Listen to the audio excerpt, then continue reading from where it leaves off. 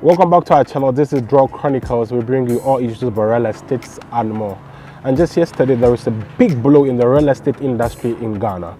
The Supreme Court of Ghana passed judgment on about some 72,000 acres of land that affects about 70 villages in the Greater Accra Region. The Medina, the Adenta, the Oyarifa, the Yimensa, and a whole lot more areas that have been affected by this judgment by the Supreme Court. It's an issue in court that has been standing for about some 30 years plus. The last time a judgment was passed on that land was 1982 by the Appeal Court of Ghana. And it suggested that the family that won the case back then presented to the court fraudulent documents to win that case. This news is on the news portal of graphicsonline.com, one of the nation's oldest, most trusted news portal. And it reads, Medina, Adenta, Oyarifa, Teyiman, Ayimensa, and over 70,000 acres of land don't belong to the Numo Nmashie family, the Supreme Court of Ghana. This is a bit technical and a legal issue, so pardon me for me to read directly for you to know what it entails. Teshie Numo Nmashie Family, not owners of over 72 acres of land in Accra, Supreme Court. The Supreme Court has clarified that the Numo Nmashie family of Teshie in the Greater Accra Region cannot hold themselves as owners of over 70 villages which occupied over 72,000 acres of land in the Greater Accra Region. In this latest clarification, a 5-member panel of the Apex Court, presided over by Chief Justice Gertrude Araba Esaaba Torkornoo, affirmed that the Numo Nmashie family of Teshie could not claim ownership of the lands because the Supreme Court's appeal decision in 1982, which declared them owners of the piece of land, was based on fraudulent information provided to the court. The court therefore directed the Lands Commission to expunge all registration and certificates issued to the Numo Nmashie family of Teshie and the Tete Owulo family. It's a Ghana word, pardon me if I don't get it right, in respect of 72,000 acres of land. The court also directed that all third parties, which includes individual landowners, you, yourself, an estate developer, in possession and deriving the title through the Numo Nmashie family prior to the latest Supreme Court judgment, were to atone tenancy to the Boys Tool and relevant family. It means therefore that the Boys Tool is now the owner of the 72,000 acres of land, and some other families are attached to it, but the Boys Tool is the main person in the issue. The affected villages in the Boys Tool versus Daniel Addo, Kwe, and some plenty things. The villages affected by the decision are Peduasi, Ayimensa, Abefia, Kweman. We have Labaoleshi, we have Ajingano, Okongono, we have Ogbojo, we have Amamfrom, Abokobi, Ogboha, Oyarifa, Medina, and a whole lot more. Asalebochi, part of Asalebochi is also affected by this. So Medina and Kwantana areas are all part of it. Mateshu, and a lot of these villages have been affected by this Supreme Court judgment.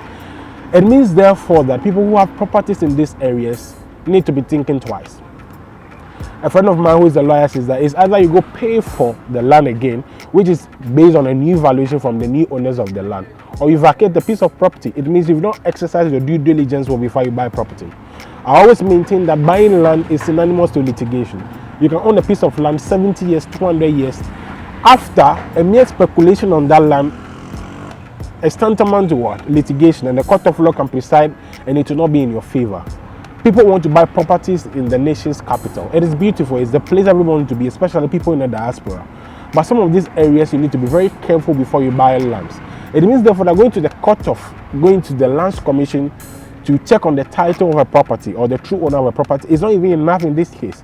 You need to go the extra mile to check on the news portals, to go to the court to ask whether there are pending issues on certain properties, especially people who are buying properties for estate development.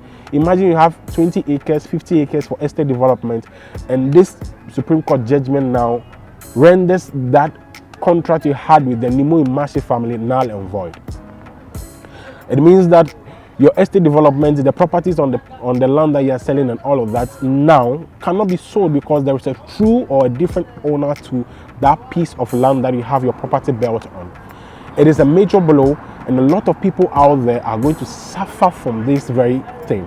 There are a lot of people saying comment on social media that suggests that, you hustle to get money to build a property or to buy a land to develop. But today, the court of law, which is the apex court of the nation, suggests that, or pass a ruling that that plot of land you have, you don't have it any longer because the person who sold the land to you are no more the owners. 70 villages or 70 towns in the Greater Accra Region are affected by this Supreme Court ruling. Title lands are beautiful, and the litigation issues are so much glare in Ghana. It happens always and always, so you must to be careful. This goes on further to tell people who are prospects, new people who want to go buy properties, that certain areas in the Greater Accra Region are a hotspot zone for you not to go to buy property because litigation issues are there so much while, or issues are in the court of law. You need to be careful. All these 70 villages listed are not a good zone for you as an individual to go buy property because the issue popped out. The Supreme Court passed judgment, but somebody can go back again and there are a lot of issues. It means the open gates for land guards issues.